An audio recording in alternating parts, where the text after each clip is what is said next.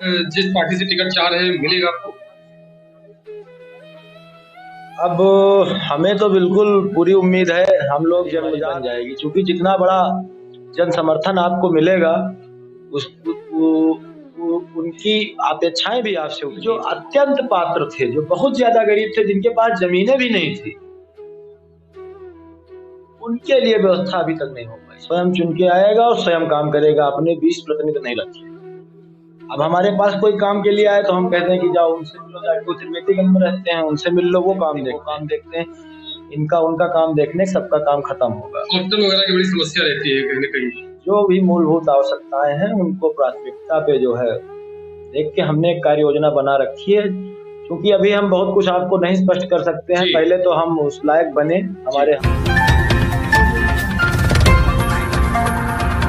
B समाचार, जुनून सच दिखाने का। नगर निकाय चुनाव की सरगर्मियां काफी तेज है। जब से आरक्षण आया है कहीं ना कहीं चुनाव प्रचार और भी तेज हो गए हैं।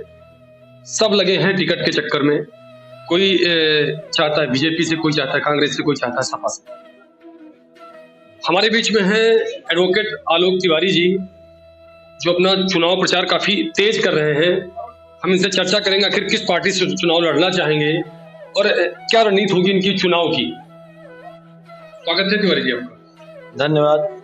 चुनाव काफी नजदीक है, आरक्षण भी आ चुका है। हैदराबाद नगर पंचायत का जो सीट है वो सामान्य है, प्रचार काफी तेज चल रहा है। तो क्या रणनीति होगी और क्या लगता है आपको, आप जिस पार्टी से टिकट चाह रहे हैं मिलेगा आपको? अब हमें तो बिल्कुल पूरी उम्मीद है। हम लोग जन्मजात 2 पीढ़ियों से भाजपा में, हमारे पिताजी भी एक कार्य करते आ रहे हैं, हम भी हैं। और सबसे पहला आवेदन मेरा जमा है, मैंने तो 2017 में ही बायोडाटा जमा कर दिया था। और वर्तमान समय में मैं जिला कार्य समिति का सदस्य भी हूँ भाजपा से। हाँ, भाजपा विधि प्रकोष्ठ का जिला सह संयोजक हूँ। लगातार मैं काम करता आ रहा हूँ। सभासद भी मैं रह चुका हूँ हैदराबाद में से। और इस बार मैं तहसील बार एसोसिएशन से संयुक्त मंत्री निर्विरोध चुना गया हूँ इस बार। हाँ, वर्तमान समय में। तो अभी तक तो हमने जितने चुनाव लड़े हैं सभी जीते हैं, कोई चुनाव हमारे नहीं। और जिस युवा से बात की जाती है उस युवा के जवान पे सिर्फ एक ही नाम है, आलोक तिवारी। तो मतलब इसका क्या? अब ये हमारा परिश्रम है कि लगातार हम 2012 में सभासद हुए और 2022 चल रहा है। 10-12 साल से लगातार जनता की निस्वार्थ रूप से सेवा करते चले आ रहे हैं। हमें अपने काम पे भरोसा, हम अपने काम के बल पे लोगों के बीच में जाएंगे और जनता से आशीर्वाद भी मिल रहा है। जितनी हमने अपेक्षा नहीं की थी उससे ज्यादा। अब हम तो एक चेहरा मात्र हैं, सिंबल।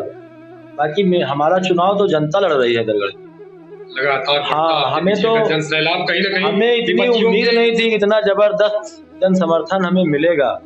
हम इस जनता के आभारी हैं और हमें तो लग रहा है कि आने वाले समय में और भी ज्यादा बड़ी जिम्मेदारी हमारी बन जाएगी। क्योंकि जितना बड़ा जन समर्थन आपको मिलेगा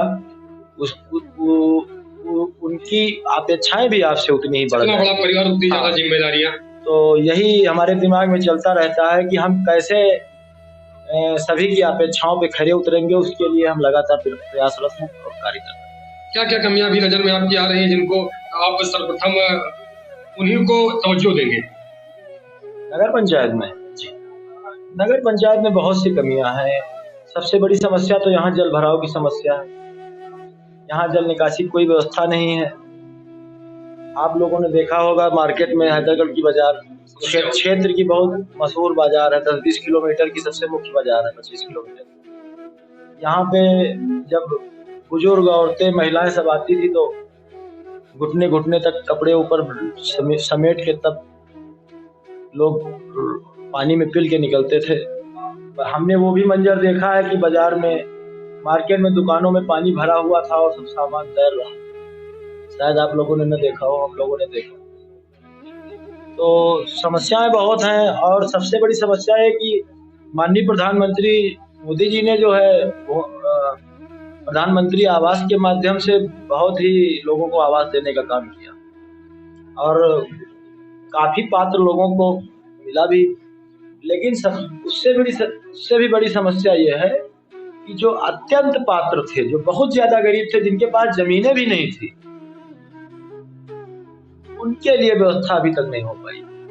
नगर पंचायत में ऐसी व्यवस्था भी होती है कि वो बना के मकान देती है अगर जमीन आपके पास नहीं है? बिल्कुल, हमारे तो प्लान में है कि अगर हम आएंगे तो हम जमीन खरीद के अधिग्रहित करेंगे, खरीदेंगे और खरीद के उस पे जो है, जो भूमिहीन लोग हैं उनके लिए आवास बनवा के, जिनके पास जमीनें नहीं है, जमीन के अभाव में जिनको आवास नहीं मिल पाए, उनके लिए भी हम व्यवस्था। अच्छा, एक चीज है, कहीं ना कहीं जो और दल हैं, जो बच्ची दल है, कहीं ना कहीं उनके मन में एक शंका है कि 2 ब्राह्मण इस बार लगे हैं, तो काफी चर्चा रहती है पूरे हैदरगढ़ नगर पंचायत में इस बात को लेके। चर्चा वाली बात तो हमें नहीं खैर ज्यादा जानकारी है, क्या चर्चा होती है लोगों की, क्योंकि हम प्रत्याशी हैं, हमें तो सब अपनी चर्चा दिखाई पड़ती है, समझ जी। अब पीछे क्या चर्चा होती है तो आप लोग पत्रकार हैं और पब्लिक जनता वो अच्छा बता सकती है कि कौन क्या कर सकता है और क्या कर रहा है। और रही बात कि 2 ब्राह्मण चेहरों की, तो कोई एक जात से नेता नहीं बनता है। जब तक सभी जातियों का, सभी वर्गों का जन समर्थन और आशीर्वाद नहीं प्राप्त होता है, कोई भी नेता नहीं बन पाता। और हम भी चाहेंगे कि हमें सभी जातियों, सभी धर्म के लोगों का प्यार और आशीर्वाद मिले, तभी हमारी जीत जो है सही मायने में पूर्ण रूप से जीत मानी जाए। जब हमारी इससे पहले आपकी बातचीत हुई थी तब शायद घोषित नहीं हुआ था आरक्षण के पहले भी हमारी आपकी बातचीत हुई थी। आपने कहा था कि आरक्षण आता है तो चुनाव हमें लड़ना है, क्योंकि कहीं न कहीं जो आपका जनसंपर्क था वो उस टाइम कम था, धीरे धीरे बढ़ता चला जा रहा है। तब हमने बात करी थी और अब बात करने में बड़ा अंतर है, क्योंकि तब आपके साथ समर्थन थोड़ा कम था और आज के समय में समर्थन आपके पास काफी ज्यादा है। अब तो ये है कि हमारा एक स्लोगन है कि अब हमने आपको पहले बताया कि हमारा चुनाव हम नहीं, हम जनता लड़ रही है जी।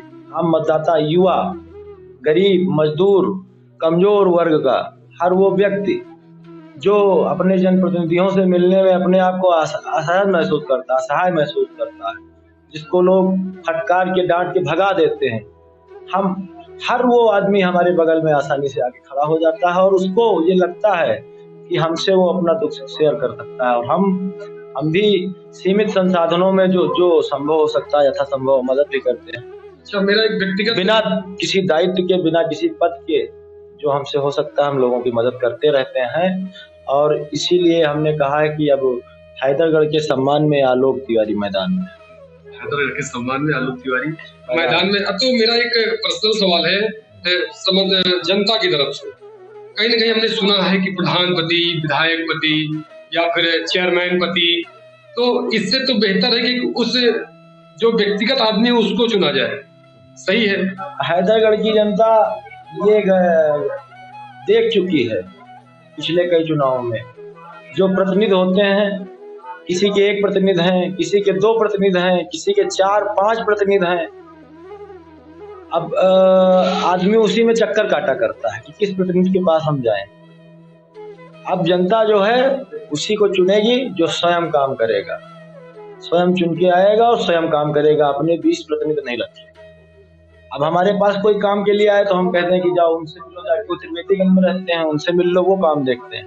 उनके पास जाए तो बता दें कि जाओ उनसे घरकुइया मिलो, जाके वो काम देखते हैं। अब वो पता लगा कि वो टहलते रह गया, घूमते रह गया, फिर कि किसके पास जाए, कौन असली काम देखता है, ये पता नहीं चलता है। तो इसीलिए ऊपर वाले का शुक्र है कि कम से कम सीट सामान्य अनारक्षित हुई है, इसमें हम स्वयं चुनाव लड़ेंगे। कुछ 20 तारीख का सुनने में आ रहा है, कुछ सुनवाई वगैरह होगा आरक्षण का, ये क्या है? कुछ आ रहा है कि 20 तारीख का सुनवाई होगा आरक्षण को लेके, नगर पंचायत चुनाव को लेके, ये कैसी सुनवाई है हाईकोर्ट में? अब ये जनहित याचिका हुई थी, उसी के संबंध में जो है, जो कुछ भी निर्णय देगा माननीय उच्च न्यायालय, उसका हम सब लोग स्वागत करेंगे, सम्मान करेंगे। न्यायालय से बढ़ के तो कोई कुछ हो नहीं जाएगा। फिलहाल मेरा जनसंपर्क लगातार जारी है, लोगों के बीच में आना जाना। अपना एक बार स्लोगन आप, क्योंकि बड़ा अच्छा लगा हमें आपका स्लोगन, एक बार मैं चाहूंगा फिर से आप स्लोगन को दोहराएं। नहीं, इस बार हमने स्लोगन दिया है कि हैदरगढ़ के सम्मान में आलोक तिवारी मैदान में। और हाँ, बिचौलियों से लोग अब बचेंगे, जो कि अब कोई प्रतिनिधि वाली व्यवस्था खत्म करके सीधा हम स्वयं चुनाव लड़ेंगे और हम स्वयं अपनी जिम्मेदारी लेंगे। जो कुछ होगा हमारे माध्यम से होगा, हम ये किसी को गुमराह नहीं होने देंगे कि वहां जाए, कि वो वहां जाए, उनसे मिले, वो मिले, वो काम देखते हैं, वो काम देखते हैं।